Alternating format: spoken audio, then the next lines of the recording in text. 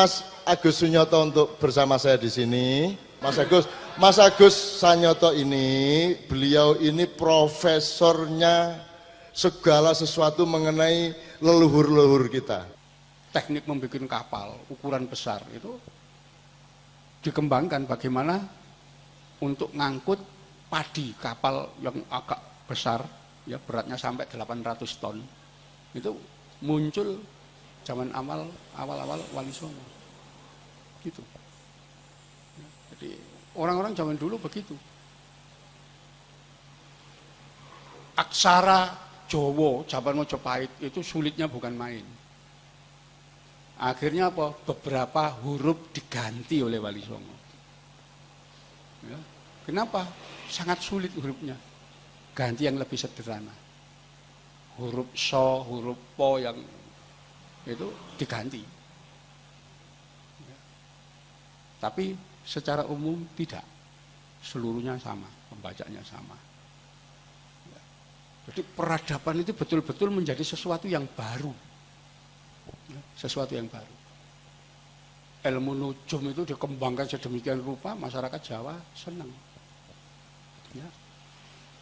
Model macam-macam pitungan itu zaman Wali Songo itu. Sebelum itu enggak. Ya. Jadi ini peradaban ilmu sosial, ya, ilmu politik diajarkan zaman Wali Songo. Ya. Psikologi. Ada pengetahuan namanya ilmu, sekarang namanya ilmu fisionomi. Ilmu ciri fisik manusia. Ya, fisionomi. Namanya katuranggan. Ya. Orang kalau hidungnya seperti ini, wah kriminal. Ya. Perempuan kalau alisnya model begini, suka nyeleweng. Itu ada semua. Baru tahun 1920 dikembangkan psikologi namanya Lambruso. Itu nanti akan ada psikologi kriminalitas. Baru 1920-an. Barat baru mengembangkan fisionomi itu abad itu. Oke, zaman Wali Songo abad 14, bayangkan. Jadi ini semua dikembangkan, pengetahuan itu masyarakat bisa. Bagaimana Islam disampaikan itu masyarakat paham. Ibadah tidak digunakan nama sholat, tapi sembahyang, menyembah yang. Tempat sembahyang bukan di musola, tapi langgar, dari kata-kata sanggar zaman dulu. Tidak makan, tidak minum, tidak pakai nama saum, tapi upawasa, dari kata-kata puasa. Itu disampaikan betul oleh Wali Songo. Cara-cara yang sangat persuasif. Ya. Nggak ada itu konflik-konflik itu. Kenapa? Dan Wali Songo berani jamin, sapa sing mlebu Islam bakal mlebu swarga. Padahal aslinya kan Islam tidak ada jaminan kan, ya. Mana ada ayatnya, sopo sing sholati sregep mlebu swarga, nggak ada. Ya. Sholat aja diancam, fawailul lil musholin, ya. Sembahyang iso mlebu neraka wel. Ya. Tapi Wali Songo mengatakan wong Islam, ya, sing wis maca syahadat, khitan, gelem sunat, selamatan, itu Islam, mlebu swarga. Tapi tidak sekedar menjamin, enggak Wali Songo. Tapi membentuk nilai, aturan. Masyarakat tidak diperkenankan menyebut nama orang mati dengan kata-kata jelek. Tidak boleh menyebut orang mati dengan gelar-gelar yang jelek. Gelarnya harus baik. Sopo ae wong sing nyebut almarhum aswa. Ya. Kudu nganggo gelar swargi atau jenati. Suwargi Pak Narto, jenate Pak Joyo. Jenate dari kata-kata janati. Ya. Ahli swarga. Ya. Itu Toto Kromo. Jadi siapapun menyebut iki ahli swarga. Oh, Suwargi Pak Joyo, Suwargi Pak Noto. Itu tidak nggak boleh. Pak Noto itu terkenal wong jahat, bakil, langsung masyarakat nyebut, oh jahanam Pak Noto. Wah, nggak boleh. Dianggap itulah. Jadi Toto Kromo akhirnya semua mengatakan wong sing mati mlebu swarga, ahli surga.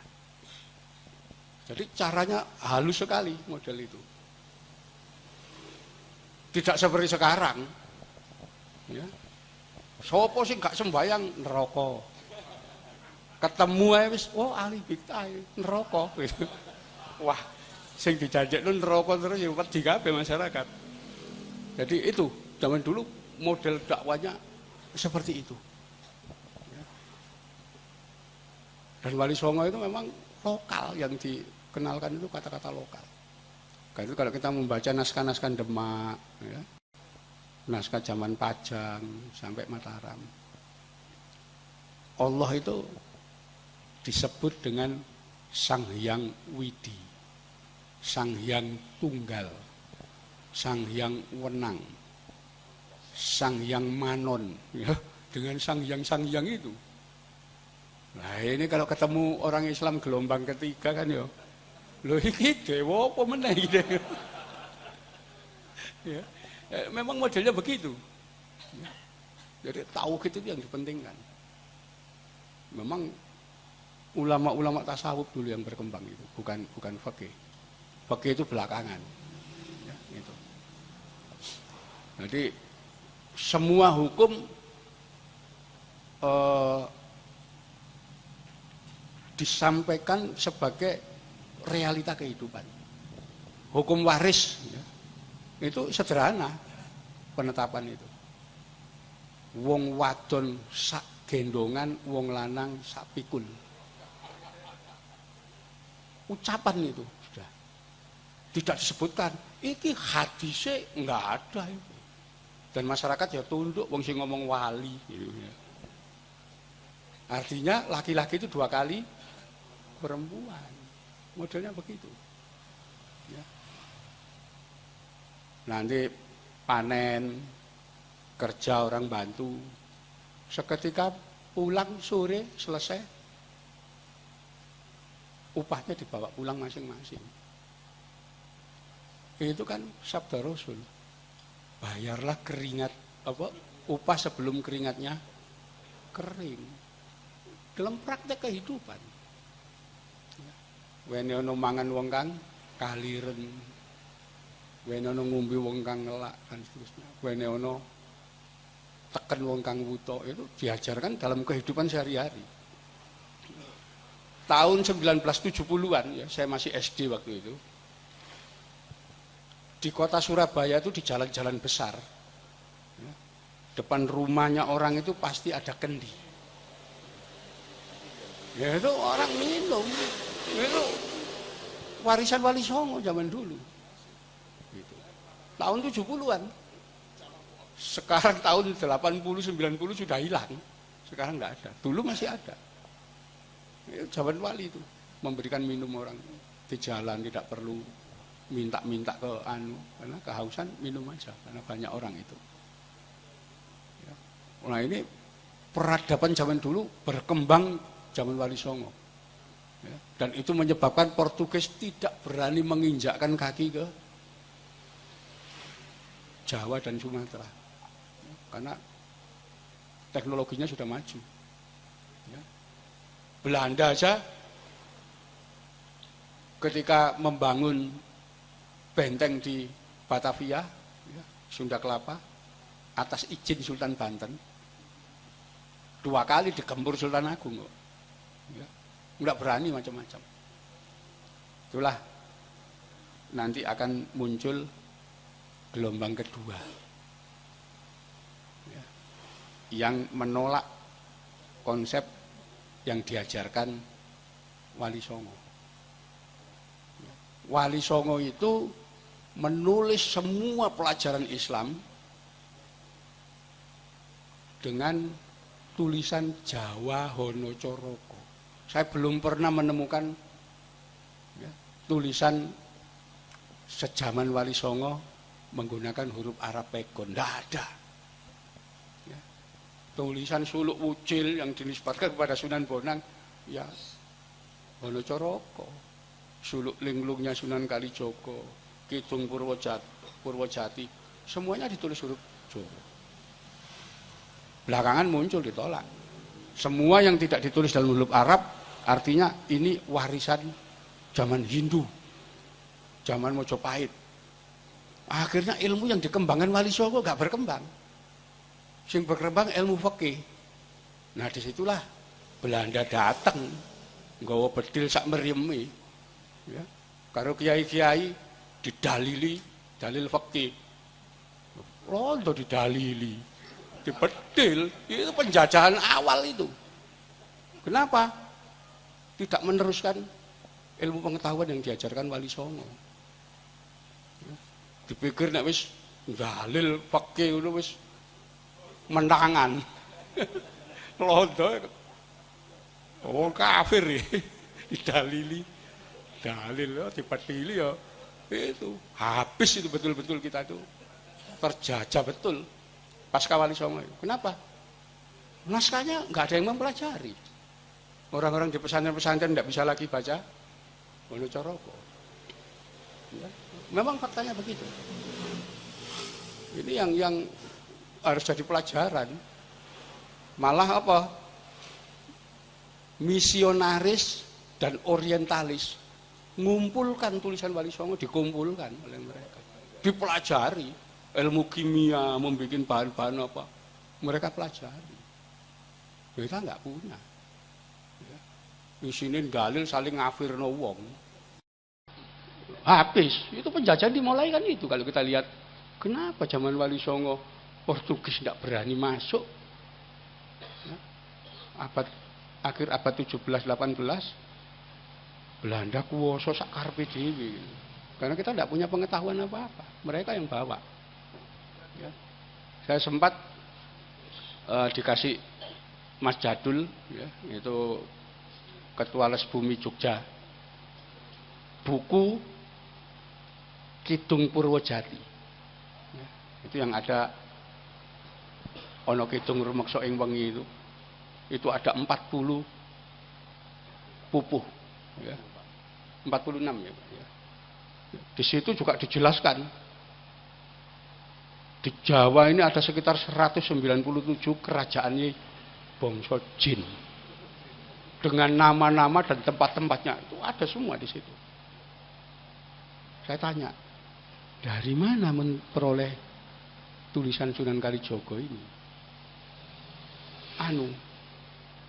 Dikasih Romo Kuntoro almarhum. Romo Kuntoro. Ya. Romo yang punya itu. Jadi kalau mau cari naskah-naskah Wali Songo, silakan datang ke Vatikan atau ke Leiden. Mereka yang nyimpan, kita nggak punya. Kenapa? Karena orang pesantren nganggep tulisan Jawa itu tulisan kafir. Nggak ngerti tulisannya Wali Songo itu. Isinya ilmu macam-macam, bermacam-macam ilmu. Yang sekarang dikembangkan di Eropa. Gitu. Apalagi sekarang gelombang ketiga. Ya. Pokoknya gak Arab, kafir. Jadi seperti itu. Ya. Akhirnya kena gelombang globalisasi, hilang. Ya. Kita jangan lupa, bangsa di dunia ini banyak yang hilang. Contoh Sunan Ampel, itu berkebangsaan Champa beliau. Champa itu negara di Vietnam Selatan dan Kamboja dulu. Sekarang hilang, negaranya tidak ada, bangsa Champa juga tidak ada. Hanya ada suku Champa di Vietnam dan Kamboja. Suku kecil. Ya. Ada bangsa Kurdi dulu. Ya. Kerajaannya Kurdistan. Ya. Sultan Kurdi yang paling terkenal Salahuddin Al-Ayyubi. Sekarang hilang bangsa itu, negarane hilang, bangsane hilang. Tinggal suku Kurdi di Irak, di Suriah dan Turki. Suku kecil, habis hilang. Identitasnya dihilangkan loh. Gitu. Nggak punya identitas. Yang paling tragis itu suku Khazar. Itu di Kaukasus, daerah Georgia. Bangsa Khazar itu kerajaan besar, punya kerajaan dan punya bangsa. Tapi hilang. Ya. Yang mengerikan dari hilangnya bangsa Khazar, bahasa Khazar hilang. Ya, tidak ada lagi, orang tidak tahu. Saya keturunan Khazar. Bahasa kita apa? Tidak tahu. Karena ketika kerajaan itu hancur, orang Khazar yang memeluk Islam ngomong bahasa Arab. Yang memeluk Kristen ngomong bahasa Yunani. Yang memeluk agama Yahudi ngomong bahasa Ibrani. Bahasa Khazar mana? Hilang. Enggak ada. Ya. Habis, itu bangsa bisa hilang. Indonesia tidak menutup kemungkinan hilang bangsa ini. Terutama umat Islam hilang lebih dulu. Kenapa? Ya nggak punya identitas kok. Ya. Justru Wali Songo itu memberikan identitas kita. Ya. Belanda itu saking kuatnya. Ya. Jajah kita berapa tahun? Ya. Lama itu. Kita diproklamasikan kemerdekaan bangsa Indonesia 17 Agustus 45. Jumlah umat Islam 95%.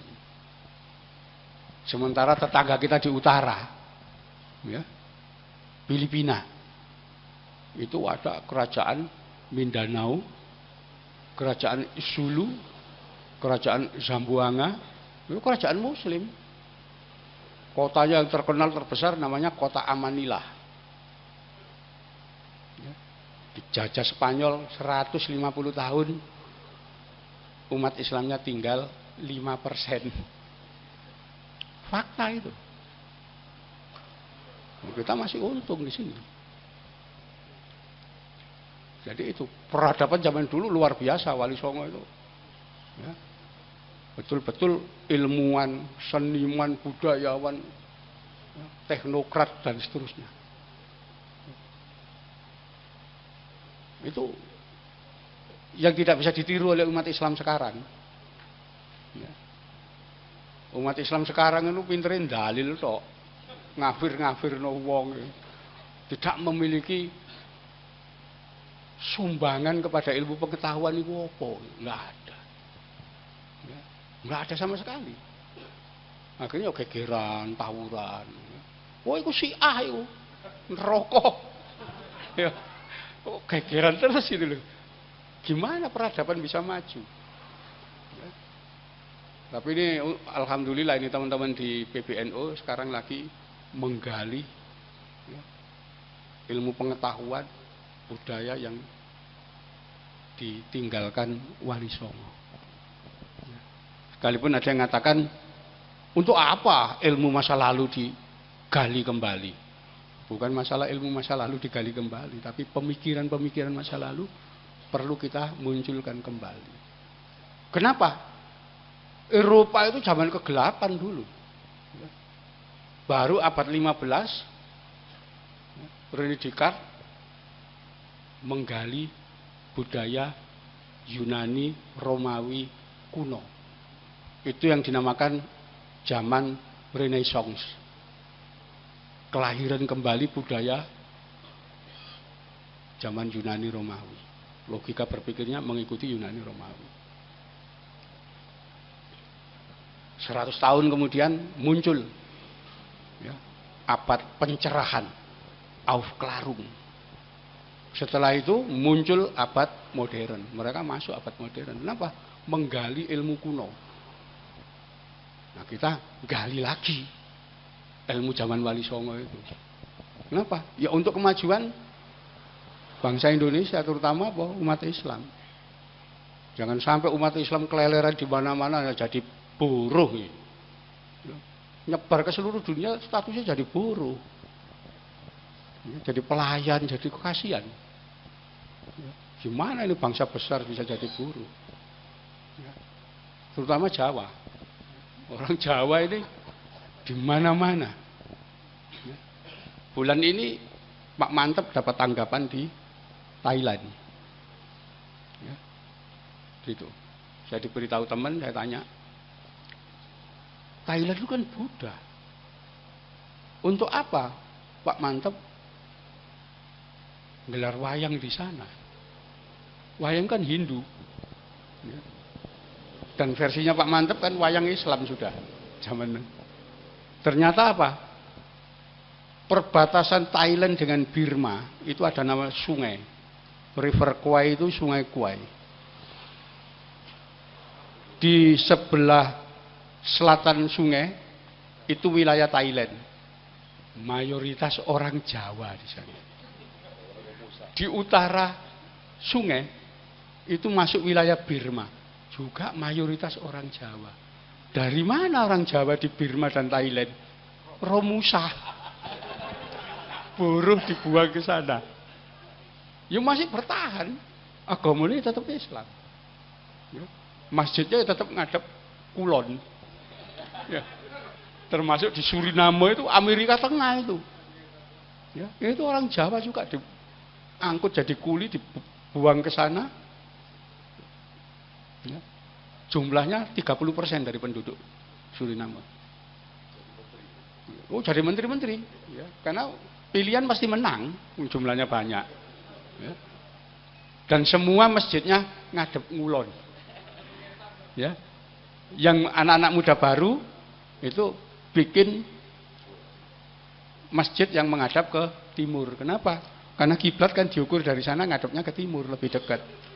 Tapi dianggap ini kelompok pembaharu, ya. Islam modern ini, ya. Di situ. Kenapa? Sampai sekarang di sana masih menghadap ke barat semua. Kenapa? Jawa kiblat itu ngulon. Ya. Iya.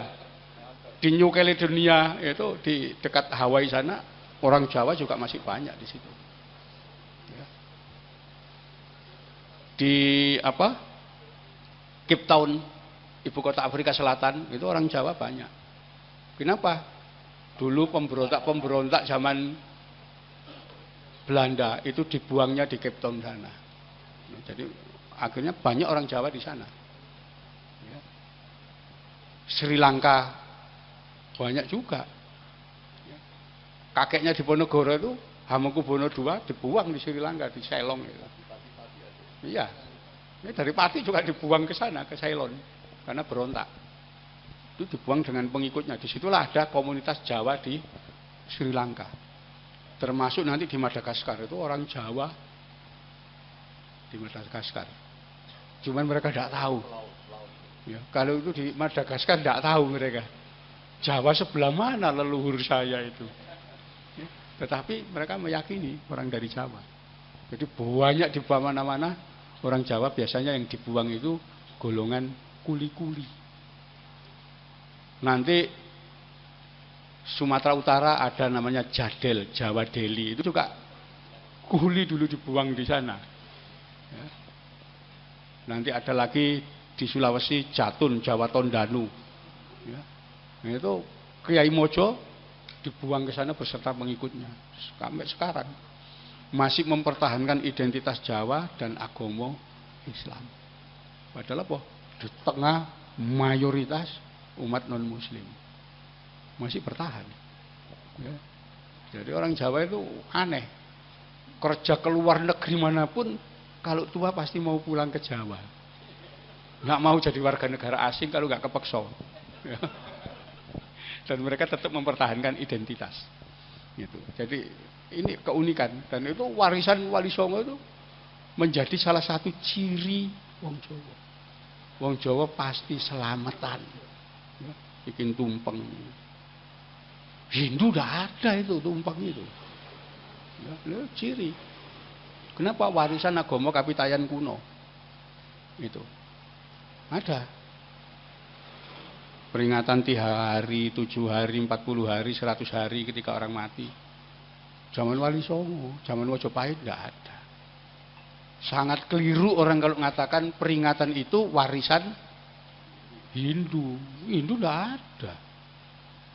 Hindu itu ada peringatan orang mati namanya Serada. 12 tahun setelah kematian seseorang baru ada upacara Serada. Jadi peringatan 3 hari, 7 hari, 40 hari itu Islam. Zaman Islam, zaman Wali Songo. Ya. Nanti kalau bulan Muharram, Suro, rame-rame bikin bubur. Itu zaman Mojopahit juga enggak ada. Zaman Wali Songo. Istilah kenduren, kenduri itu bukan basa Jawa kuno, bukan bahasa Sanskerta. Ya, itu baru muncul zaman Wali Songo. Diambil dari bahasa Persia, kenduri. Ya, itu perayaan untuk memperingati Fatimah Az-Zahra sebagai leluhurnya imam-imam sana. Jadi kalau mau memperingati leluhur, acaranya kenduri. Berdoa sambil makan-makan nanti. Ya, itu pengaruh dari sana semua. Ya. Ini memang faktanya begitu. Jadi dulu pelan-pelan. Nah, yang membuat cerita bahwa Islam itu disiarkan dengan kekerasan, terjadi perang antara Demak dengan Mojopahit, itu zaman kolonial. Ya, kita bisa melacak itu. Ya. Saya lagi bikin buku, ya, pesantren dalam pergulatan sejarah. Sekarang lagi proses editing, mau dicetak. Insya Allah tahun ini beredar. Ya. Jadi ini ya yang menjadikan pertama kali pandangan negatif terhadap Islam muncul. Kapan mulai muncul? Tahun 1815. Yaitu ketika terjadi pemberontakan Sepoi. Ya, orang-orang India. Prajuritnya Inggris ditempatkan di keraton-keraton. Ya, dan kemudian apa? Mereka orang dari Rajput. Rajput itu orang Hindunya kuat-kuat. Dia mempengaruhi Sunan Pakubuwono IV. Ya. Itu semua pangeran-pangeran di keraton dipengaruhi dia. Nasib bangsa Jawa ini menjadi hancur karena memeluk Islam. Lihat zaman Mojopahit. Besar luar biasa ketika masih memeluk Hindu. Sekarang lihat. Selalu berkelahi, selalu bertempur, selalu begini. Gak maju. Dan itu pangeran-pangeran yang waktu itu betul-betul tertindas oleh Belanda. Ya percaya. Memang kita ya, gara-gara memeluk Islam memang kita itu pecah belah kayak begini. Awal dimulai itu. Ya, pandangan negatif terhadap Islam. Itulah yang kemudian dimanfaatkan mulai masuknya misionaris di Surakarta, Mangkunegaran. Ini mulai muncul setelah peristiwa Sepoi itu. Ya. Jadi bukan muncul sendiri kesadaran orang. Inilah nanti yang dikemas oleh sarjana-sarjana Belanda yang mengatakan bahwa penolakan terhadap Islam itu dilakukan oleh orang Jawa sebagai resistensi menolak Islam. Enggak. Itu pengaruh Sepoi. Sebelum pengaruh Sepoi itu enggak ada. Islam ya enggak ada pembagian Islam abangan, Islam enggak ada itu pembagian itu. Baru belakangan pasca perang Diponegoro. Ya. Nanti perang Diponegoro dibikinkan babat Kediri. Ya, yaitu sejarah Kediri menurut versi Jin. Orang kesurupan dicatat. Ini babat Kediri atas perintah government. Ya, ada dokumennya itu, penulisan itu. Ada lagi Serat Darmo Gandul yang nulis wong Pati. Iya, nama aslinya Abdullah, saking melarati melbu Kristen. Ya, dari Juwono situ. Dibina Kolen di Mojowarno. Setelah itu disuruh dakwah di daerah Kediri, dialah yang mencuplik bagian babat Kediri disusun dalam bentuk tembang, diberi judul Serat Darmo Gandul. Di situ karena misionaris, ya misinya mendiskreditkan Islam. Terutama Wali Songo itu diskreditkan. Sunan Giri, Sunan Bonang dan seterusnya itu diskreditkan. Dalam satu wawancara disebutkan Sunan Giri bertanya, bagaimana Prabu Brawijaya? Bisa ditangkap enggak? Dijawab oleh Sunan Bonang, beliau lolos lepas, tidak mauan. Sunan Giri kemudian menyatakan, Brawijaya itu harus disantet saja. Itu versi Darmo Gandul. Mosok Sunan nyantet wong. Jadi mendiskreditkan karena misionaris. Nanti muncul suluk gatul lucu sama. Ya. Itu semua terjadi pasca Diponegoro. Nanti ada kronik Cina dari Kelenteng Sampukong, sama. Ya. Bahwa Wali Songo itu adalah orang-orang Cina yang diperintah oleh Kaisar Cina datang ke Jawa. Ya. Di Jawa dengan tugas utama menggulingkan kerajaan Mojopahit lewat dakwah Islam. Nah, itu kronik Cina. Fiktif itu. Sunan Ampel nama aslinya Bong Suiho. Ya. Sunan Kalijogo nama aslinya Oi Sam Ik. Ya. Sunan Bonang Bong Ang dan seterusnya itu. Sunan Gunung Jati Jati Sun. Ya. Oh ini ngaco ini. Ya. Nah kalau kita cari di mana naskah yang diambil dari Kelenteng Sampukong di Semarang itu, ya. Yang ngambil namanya Residen Portman, menggerebek mendapatkan 5 cikar kronik rampasan. Ya. Menurut informasi disimpan di Museum Rijkswerk di Den Haag. Ternyata tidak ada naskah itu. Ya, di Museum Rijkswerk itu tidak ada naskahnya. Yang dipegang orang-orang itu naskah ketikan tangan. Siapapun bisa bikin novel seperti itu. Ya, model begitu. Bahkan yang dinamakan Residen Portman, sepanjang sejarah kolonial tidak pernah ada residen namanya Portman. Ini kan bohong. Jadi di situ orang-orang zaman Diponegoro pasca perang itu masih membanggakan Mojopahit, masih bangga dengan Gajah Mada. Dibikinkan tahun 1860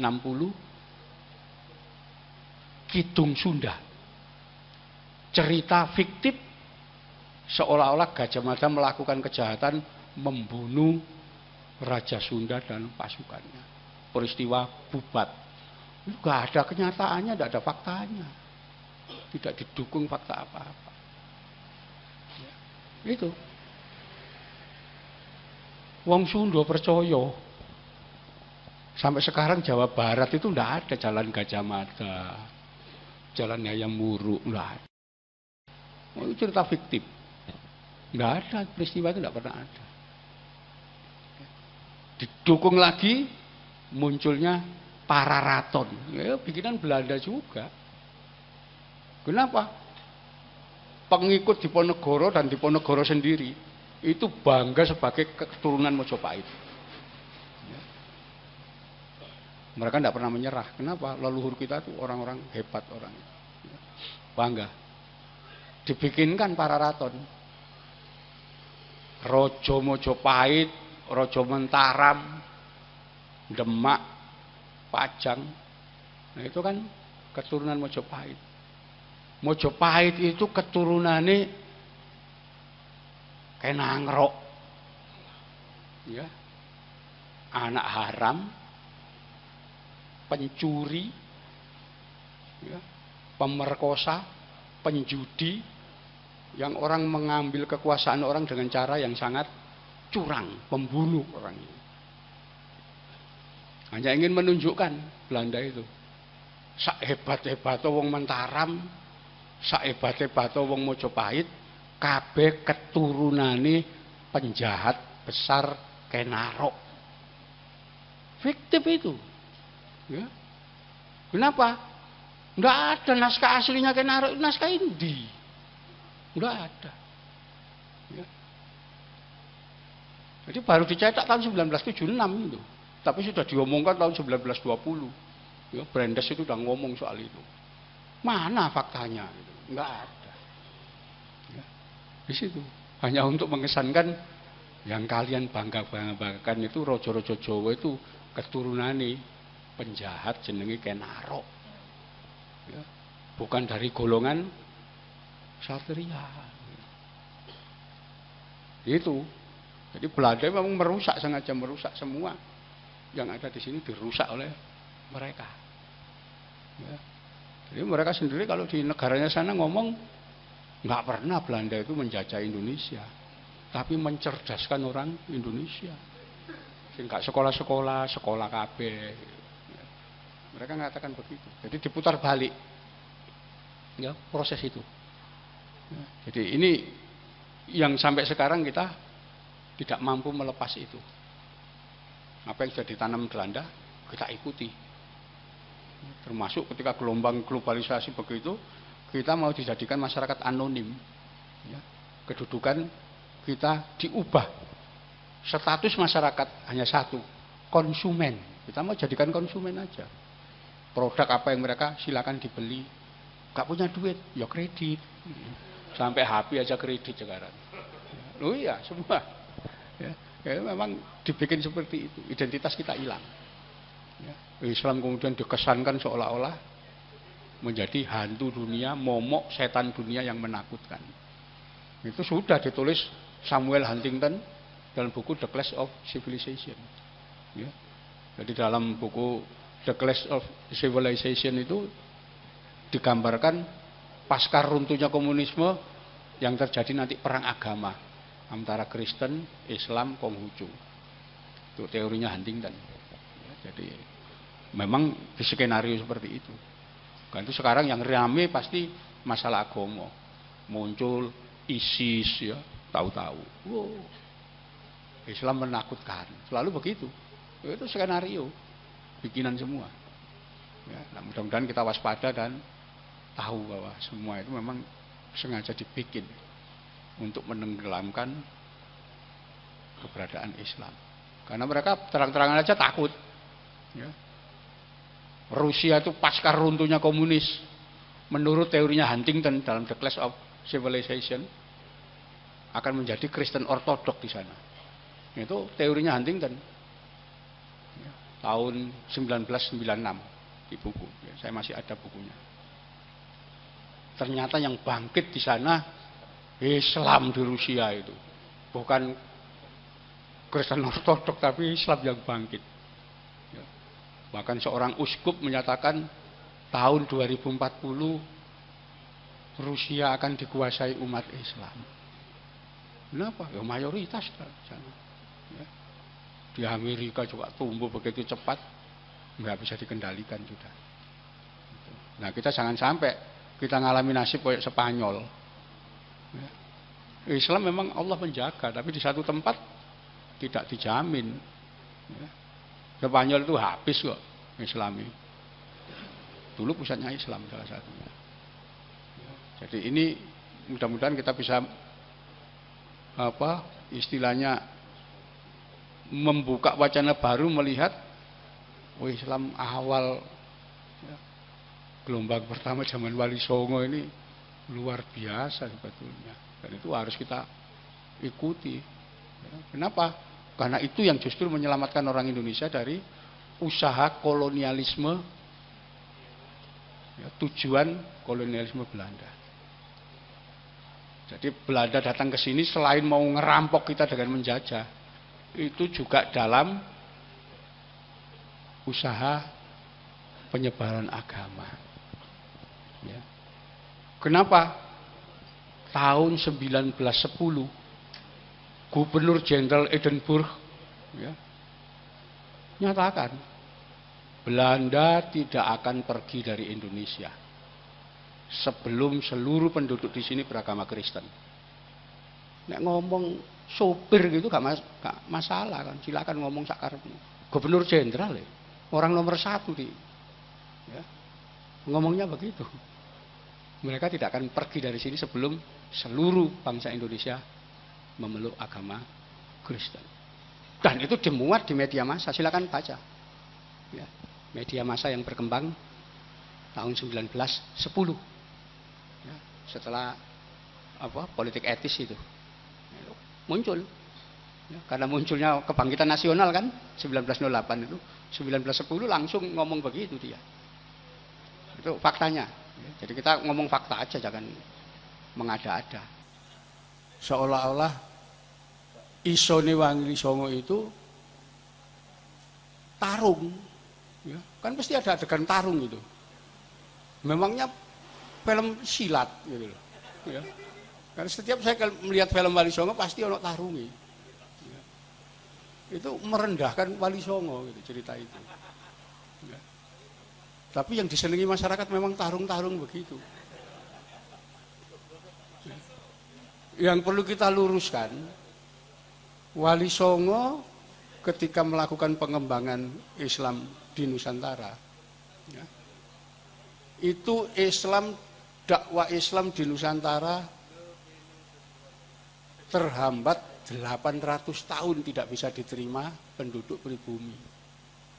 Ya, nggak bisa masuk Islam itu. Kenapa? Islam pertama kali dibawa Saudagar Timur Tengah itu abad 6 Masehi. Tahun 674 sudah ada Saudagar Islam datang ke kerajaan Kalingga. Ya, dan itu dicatat oleh dinasti Tang. 800 tahun Islam ditolak di sini. Baru zaman Wali Songo. Ya, 7 tahun setelah kepergian Cheng Ho, tahun 1440 Sunan Ampel baru datang. Dan beliau menikah, punya putra. Tahun 1470-an Wali Songo baru dibentuk, dakwah bareng-bareng. Ya. Masa itu adalah masa runtuhnya Mojopahit. Kenapa runtuh? Perang, rebutan kekuasaan. Ya. Itu dari satu generasi ke generasi perang. Nah, di Jawa tidak mengenal istilah kalah. Nggak ada itu kalah. Jadi menang atau mati. Jaya atau pralaya. Jaya atau parastra. Mati. Nggak ada istilah kalah. Akhirnya bunuh-bunuhan. Satu saudara saling membunuh. Kenapa? Namanya kekuasaan kok. Ya, di situ. Nah, kekuasaan ini memang nggak kenal saudara, nggak kenal bapak, nggak kenal anak. Ya. Ambisi berkuasa bisa membunuh segala-galanya. Ada yang ngikuti cerita abad kejayaan Raja Sulaiman di ANTV? Ada? Iya kan? Itu sejarah sebetulnya menceritakan Sulaiman Al-Qanun. Ya, yang beliau hidup itu sejaman dengan Sunan Kalijogo, ya, sejaman dengan Sunan Kudus, ya, Wali Songo generasi ketiga itu zaman Sulaiman Al-Qanun. Itu dalam cerita aslinya nanti, ya, apakah itu sesuai atau enggak. Dia punya anak putra mahkota Mustafa, ya, tapi dia punya anak lagi yang namanya Mehmet. Punya anak lagi namanya Bayasid, punya anak lagi namanya Salim, Mihrima dan seterusnya.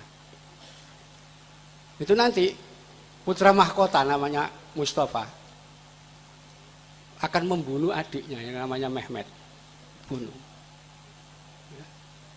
Kenapa? Dia merasa ini bahasa bisa menyaingi saya. Ya. Sulaiman marah. Untuk apa kamu membunuh adikmu? Gitu. Akhirnya apa? Ganti Sulaiman membunuh Mustafa. Jadi anaknya juga dibunuh, saudaranya dibunuh, anaknya dibunuh. Cerita itu arahnya ke sana. Kalau mengikuti sejarah yang benar. Ya. Setelah Sulaiman mati, muncul anaknya yang namanya Salim. Anaknya yang nomor 4. Dia muncul. Saudaranya yang namanya Bayasid itu dibunuh sama dia, termasuk istrinya, anak-anaknya dibunuh semua. Dia jadi raja tunggal. Nggak ada yang akan merampas kekuasaan saya. Wah, itu namanya kekuasaan. Ya, cerita itu ngeri itu sebetulnya. Ya. Mojopahit juga begitu, bunuh-bunuhan, habis. Itu sebabnya salah satu putra Mojopahit yang keturunannya sampai sekarang masih banyak, itu namanya Aryo Damar. Dia dibuang oleh Mojopahit ke Palembang.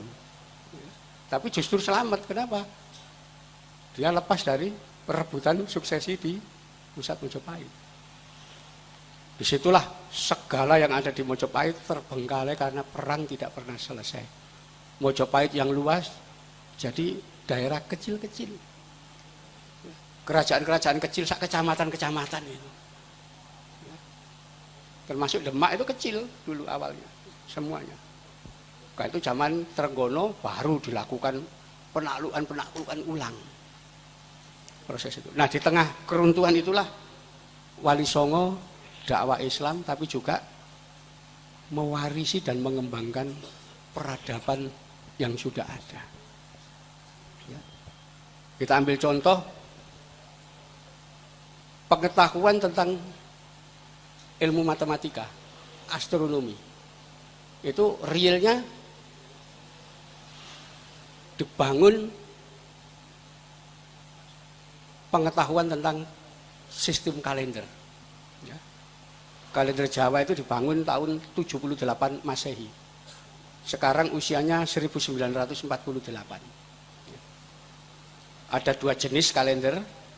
Satu Condro Sengkolo dengan menggunakan siklus bulan, dan Suryo Sengkolo dengan menggunakan siklus matahari. Zaman Wali Songo ini diubah, disempurnakan, bukan diubah tapi disempurnakan.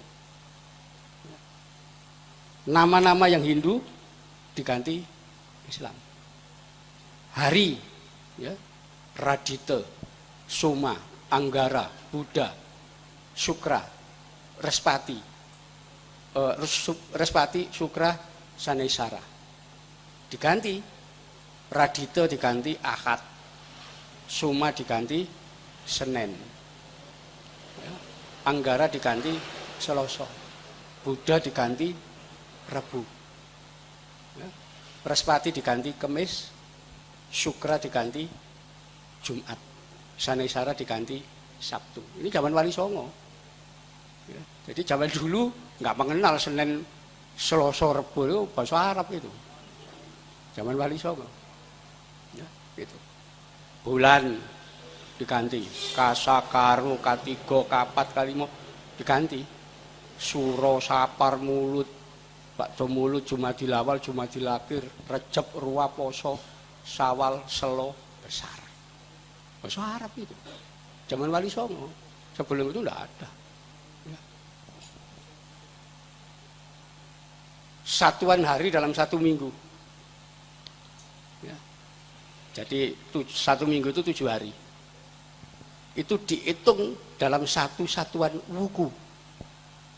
Ya. Ada 30 wuku, mulai Sinto sampai Watu Gunung. Siklusnya 210 hari. Untuk apa ini? Ya, supaya perhitungan itu lebih akurat. Gitu. Tahun dikasih nama. Itu zaman Wali Songo. Nanti baru disahkan secara formal sebagai hukum Sultan Agung. Tapi sudah dirintis zaman Wali Songo. Tahun itu dikasih nama, tahun Alif, tahun B, tahun Dal, Jimawal, ya. Tahun Ehe, Jimakir, tahun Wawu, ada 8 tahun. 8 tahun ini dihitung satu satuan, namanya Windu. Ya, itu zaman Wali Songo, sebelum zaman Wali Songo tidak ada itu. Ya. Windu itu ada 4. Windu Adi, Windu Kuntoro, Windu Sancoyo, Windu Sangoro. 4. 8 kali 4 siklusnya 32 tahun. Itu penyempurnaan zaman Wali Songo. Disahkan zaman Sultan Agung. Ya, jadi itu Salah satu cara, oh ternyata Wali Songo mengembangkan ilmu pengetahuan tentang astronomi, matematika dan yang sebelumnya tidak ada. Sampai sekarang masih digunakan, hitungan orang-orang itu masih dipakai. Jangan mau coba tidak kenal. Ilmu nujum itu dikembangkan. Sampai sekarang kita kenal primbon itu zaman Wali Songo, zaman Mojopahit tidak ada primbon. Wali Songo. Ya, pengetahuan. Teknologi yang disebut metalurgi, pengecoran logam, itu dikembangkan zaman Wali Songo. Mojopahit ngecor keris pusaka, mulai muncul bentuk baru. Keris ada luknya, zaman dulu tidak ada luk. Ya, kalau ada keris pakai luk itu berarti keris baru. Ya, jadi dulu kerisnya lurus-lurus, pakai luk. Ya, kenapa pakai luk? Teknologi enak. Kalau perang, uang ditusuk, gak usah dienggak-enggok, menggok dewi. Ya. Teknologi itu. Ya. Itu baru belakangan muncul teknologi. Mojopahit dalam teknik metalurgi pengecoran logam, Mojopahit sudah mampu mengecor meriam. Ya. Jadi di Metropolitan Museum itu di New York ada meriam bikinan Mojopahit tahun 1380. Disimpan di sana, kita malah nggak punya. Ya. Tapi meriam zaman Mojopahit itu digunakan menyambut raja datang, itu penghormatan 3 kali di Sumatera. Ada keluarga raja kawin misalnya, ya, itu bisa dibaca di Kidung Panji Wijaya Krama itu ada. Untuk penghormatan pengantin dinyalakan meriamnya. Der. Ya. Zaman Wali Songo meriam dikembangkan dengan ukuran lebih besar, diperdagangkan sebagai senjata untuk perang. Ya, pusat pengecorannya ada di Jeporo, ya, sebagian lagi di Palembang. Ya, karena yang mengembangkan itu adiknya Raden Patar, namanya Raden Husein Adipati Terung. Itu yang mengembangkan teknik itu. Ya, jadi itu dalam cerita nanti ketika Malaka diserang oleh Portugis. Ya, saya juga informasi baru tahu belakangan setelah membaca cerita D'Albuquerque menaklukkan Malaka. Ketika Portugis di bawah D'Albuquerque datang ke Malaka, dia mau membebaskan anak buahnya yang ditawan oleh Sultan Malaka. Anak buahnya menulis sebuah surat memperingatkan D'Albuquerque, Tuan jangan coba-coba mendekati benteng Malaka dan melakukan penyerangan. Kenapa? Karena benteng Malaka dilengkapi ya, ribuan meriam ukuran besar yang didatangkan dari Jawa. Benteng Malaka itu diperkuat sekitar 20.000 tentara bayaran dari Jawa. Ya. Rupanya D'Albuquerque, ya, Alfonso D'Albuquerque ini nggak percaya. Ya. Akhirnya dia mendekati benteng Malaka, dari lepas pantai ditembak benteng Malaka dari pantai. Langsung begitu ditembak membalas dia. Ya. Itu langsung ratusan meriam meledak. Ya. Langsung rusak kapal itu, pulang dia kembali. Ya. Itu artinya Portugis ketika datang pertama kali, Malaka sudah dilengkapi meriam. Ya, dan itu didatangkan dari Jawa, menurut catatan itu. Ya namanya Portugis, gak kekurangan akal dia. Ya, dia tahu gak bisa mendekati benteng Malaka dengan kekuatan meriam begitu banyak. Akhirnya dia nyuruh seorang mata-mata, prajurit bayaran dari Jawa, kasih tawaran bayaran yang lebih tinggi supaya mihak kita. Itu ada di laporan Portugis itu semua.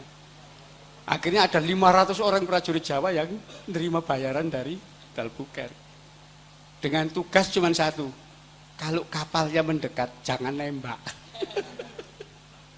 Akhirnya betul, serangan pertama bulan Juli, serangan kedua bulan Agustus, tanggal 23 Agustus tahun 1511. Sudah mendarat di benteng itu, jatuh Malaka, diserang Portugis. Dan hasil dari catatan itu, Portugis merampas 2.000 meriam ukuran besar, 3.000 meriam ukuran kecil. Ada 5.000 meriam yang melengkapi benteng Malaka. Portugis itu bukan kita. Kita malah nggak punya catatan kalau kita pernah bikin meriam. Ya, karena itu didatangkan dari Jawa, dicor di Jeporo. Ya memang begitu. Nah, setelah Portugis menguasai Malaka, Adipati Unus dari Demak sempat nyerang. Kapalnya juga dilengkapi meriam karena memang bikin meriam. Ya. Nah itulah gagal, tapi dilanjutkan. Aceh nyerang Malaka, kerajaan Siak, Kampar semua, dan terakhir Ratu ini siapa? Ratu Kalinyamat itu koalisi dengan kerajaan-kerajaan di Palembang dan seterusnya untuk secara periodik nyerang Malaka. Akhirnya apa? Portugis tidak berani menginjakkan kaki ke Sumatera maupun ke Jawa karena tahu masa itu zaman Wali Songo, teknologi mereka sudah tinggi. Bertempur sama-sama meriamnya, tapi jumlah orangnya kan lebih banyak orang Indonesia dibanding mereka. Akhirnya tidak berani menginjakkan kaki ke Sumatera maupun Jawa. Tahun 1522 ketika Portugis berusaha mendarat di Jakarta, Sunda Kelapa, ya dihadang sama Fatahillah. Ya. Dihadang di situ. Armada yang dipimpin Francisco de Sá dihancurkan balik. Ya, gitu. Serangan kedua akan dilakukan. Tapi begitu tahu akan mendarat lagi ke Jakarta, ya, klasi-klasinya memberontak. Akhirnya gagal. Kenapa? Terjadi pemberontakan di kapal. Klasinya takut kok. Ya. Kita balik lagi sudah kalah kok balik. Ya. Akhirnya terjadi pemberontakan, gagal lagi. Teknologi dikembangkan zaman Wali Songo, termasuk wayang. Ya. Wayang itu nggak ada gamelan kenong ini zaman Majapahit. Ya. Gambang itu nggak ada, gender nggak ada. Gong itu cuma satu aja, sama apa saron itu zaman Majapahit itu, sama kendang, seruling itu zaman Wali Songo dikembangkan. Wayang, seluruh sarjana Belanda menyatakan wayang itu bikinan para penyebar Islam. Zaman Majapahit tidak ada. Karena itu format gambarnya beda. Itu sebagai seni pertunjukan. Zaman Majapahit mulai muncul ciri-ciri kesenian rakyat. Jaran Kepang, itu Sunan Ngudung, bapaknya Sunan Kudus itu pertama kali yang memperkenalkan itu. Majapahit nggak mengenal, nggak ada tradisi seni rakyat itu nggak dikenal zaman Majapahit. Seni itu keraton semua. Ya, itu. Reok macam-macam itu zaman Islam. Nanti ada sintren, ya, macam-macam itu kesenian rakyat. Itu dimunculkan zaman Islam. Dalam segi sastra misalnya. Zaman Majapahit hanya ada 2 jenis sastra, yaitu kakawin, ya, menyadur kawya-kawya Sansekerta menjadi Jawa kuno, kakawin namanya. Yang kedua, kidung. Ya. Ini kalau orang tidak menguasai bahasa Kawi, ya, tidak begitu paham bahasa Sansekerta, nggak bisa baca itu nggak bisa, apalagi nulis kakawin nulis gitu nggak bisa.